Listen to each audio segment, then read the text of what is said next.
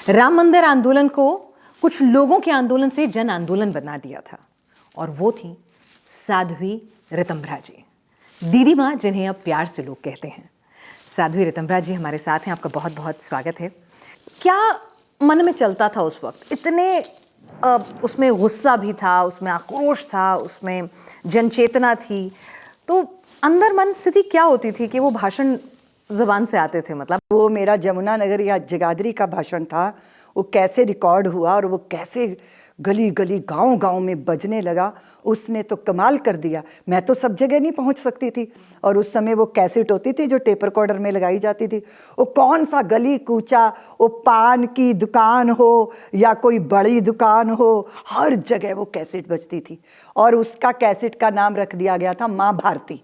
अब ये कैसेट से कैसेट, कैसेट से कैसेट बजती हुई, और आप सोचिए जब मेरा भाषण होता था तो बड़ी से एक ट्रक में वो कैसेट भरी होती थी।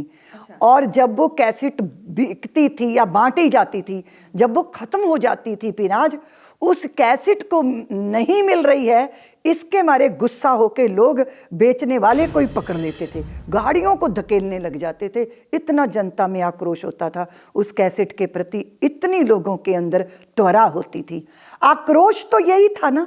आप ये बताओ पिनाज, तो वो भाषण कोई मतलब आप तैयार करती थी या बस अंदर से निकलते ना थे? कोई तैयारी नहीं, आज तक हम कभी कोई तैयारी करके बोलते नहीं हैं। हमारे चित्त में प्रेम होगा तो प्रेम निकलेगा, आक्रोश था तो आक्रोश निकल रहा। और मैंने कहा था कि सरयू की जल की सौगंध खाइए, और चित्त में पंचाली का कोप था, अपमानित पंचाली का कोप दुशासन की छाती पे कैसे उतरा था, क्योंकि सबसे बड़ी बात थी अपमान।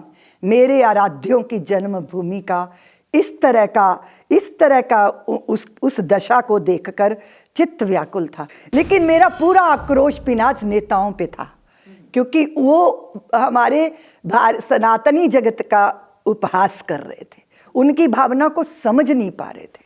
वोट बैंक की राजनीति सर चढ़ के बोल रही थी। इतना तुष्टीकरण करोगे कि तुम सत्य को सूरज कहने कोई तैयार नहीं है, ये बात बर्दाश्त नहीं थी। इसीलिए हमारी वो तरुणाई का समय था, मेरी जवानी का समय। मेरे गुरुदेव ने कह दिया था कि ऋतंभरा यह तो बतलाओ कौन यहाँ है जिसे प्राणों से प्यार नहीं है, मगर जगत में जुड़ा शुरू से मित्र कहाँ संघार नहीं है। मृत्यु क्या है वस्त्र बदलना, कुछ पल का विश्राम साथियों। जीवन एक अखंड पर्व है, साधारण त्योहार नहीं है। जीना सबसे बड़ी कला है, लेकिन ये कटल सत्य है कि मरने से डरने वाले को जीने का अधिकार नहीं। जब सर पे कफनी बांध लिया तो भी कड़वा बोलेंगे ना, क्योंकि सच कड़वा ही होता है। लोग कहते हैं मीठा करके बोलना चाहिए, लेकिन कुनैन की गोली तो पिनाज कुनैन की होगी, उसे तो खाना ही पड़ेगा तभी मलेरिया उतरेगा। तो वो भूमिका, उग्र भैरवी की भूमिका, वो मेरी भूमिका थी। सबकी भूमिकाएं थीं अपनी अपनी, लेकिन मेरी भूमिका ये थी कि मैं सोया हुआ स्वाभिमान जगाऊं समाज का और बिखरे हुए समाज को एकात्मता के सूत्र में बांधूं। और आपको पता है पिनाज, उस समय का वातावरण ऐसा था कि जो आम सहज गृहस्थी होते थे या समाज है, वो कैसे झेल लेगा ना पुलिस के दबाव को। तो मेरे गुरुदेव की गाड़ी कोई अपने घर के सामने खड़ी करने को तैयार नहीं होता था। हम लोग, मैं तो खेतों में रहती थी, स्टेशनों पे रातें कट, खेतों में रही। जैसे खेतों में ट्यूबवेल बना होता है ना, बिल्कुल, तो उसकी एक छोटी सी कोठड़ी होती है, उसमें हम रहते थे। या तो फिर किसी स्टेशन पे, किसी बस अड्डे में मैं कंबल ओढ़ के बैठी रहती थी। हमारे वहाँ कानपुर के पास डुहरू नाम एक गांव है, वहाँ एक गुफा बनी हुई थी, वहाँ मैंने बहुत दिन बिताए। लेकिन जब मेरे को अंदर से आभास हुआ कि पुलिस यहाँ आने वाली है, तो मैं वहाँ से एक बहुत छोटा सा स्टेशन दुल्हन का भेष बना के, घूंघट काट के मैं डुहरू स्टेशन पे बैठी रही और पुलिस दगड़ दगड़ करती पूरे स्टेशन साध्वी दुल्हन बन के घूंघट काट के। आपको मतलब भेष भी बदलने पड़े? जी, मैं अपने थैले में सब तरह का सामान रखती थी। प्रिंटेड सूट रखती थी, तांत्रिकों वाला काला चोला रखती थी और दुल्हन वाली साड़ी रखती थी, क्योंकि मुझे पूरे समय, उत्तर प्रदेश में तो प्रतिबंध था और यहाँ मैं कहीं भाषण नहीं दे सकती थी, और हमें संकल्प था कि मुझे जागरण को रोकना नहीं है, मैं जागरण करती रहूँगी। राम मंदिर को लेकर कई तरह की बयानबाजियाँ अभी भी निरंतर हो रही हैं, आपने भी सुनी होगी। खासतौर से AIMIM के चीफ हैं ओवैसी साहब, तो वो लोग कह रहे हैं कि हमारी मस्जिदें छिन जाएंगी, राम मंदिर को लेकर अलग तरह के बयान लगातार, जिस दिन से वर्डिक्ट आया और अभी मंदिर की प्राण प्रतिष्ठा होने तक उनके बयान आ रहे हैं। सुनती हैं आप?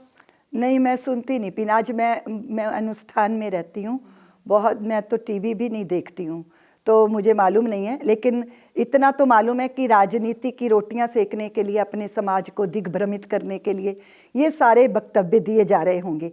लेकिन डर किस बात का है, इसका मतलब आपको पता है? मस्जिदें छिन जाएंगी। नहीं तो मस्जिदें, कौन सी मस्जिदें जिनके नीचे मंदिर छिपे हुए हैं, क्या उनको इस बात का डर है कि वो मंदिर तोड़ के मस्जिदें खड़ी की गई हैं? क्या इस बात का भय है?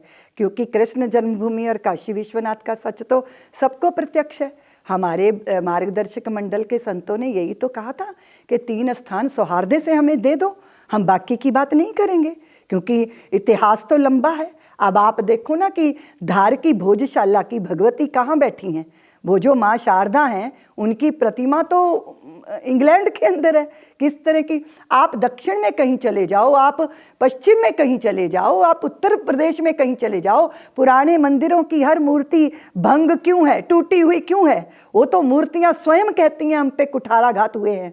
लेकिन हमने कहा था कि भाई 3 स्थान हमें सौहार्द से दे दो, ना संघर्ष करना पड़े, ना कानून की लड़ाई लड़नी पड़े। लेकिन उस समाज ने उदारता नहीं दिखाई ना, तो अब 3 स्थान हैं हमारे, सौहार्द से वापस कर दें तो बाकियों की बात नहीं होगी।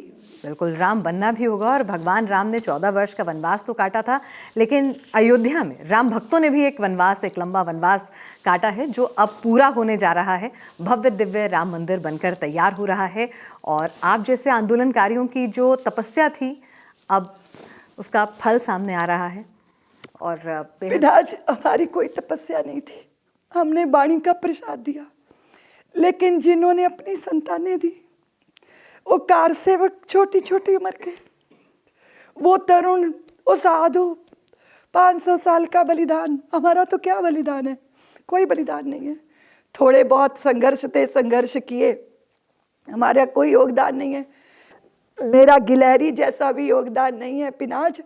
योगदान तो उनका है जिन माताओं ने अपने अंगूठे काट के ना तिलक करके भेजा था अपनी संतानों को कि जाओ स्वाभिमान की, आस्था की प्रतिष्ठा करके ही लौटना, पर वो नहीं लौटे। पर आज उन सब का बलिदान सार्थक हो जाए। मैं थोड़ा भावुक हो रही। नहीं, बिल्कुल मैं समझ सकती हूँ आपकी भावनाओं को। और ये राम भक्तों की भावनाएं इस पूरी सीरीज़ में जब हम बात कर रहे हैं, मुलाकात कर रहे हैं, तो उस आंदोलन के गवाह तो नहीं बने हम, लेकिन आप लोगों से मिलकर उस संघर्ष को समझ पाते हैं, उस दौर को जी पाते हैं।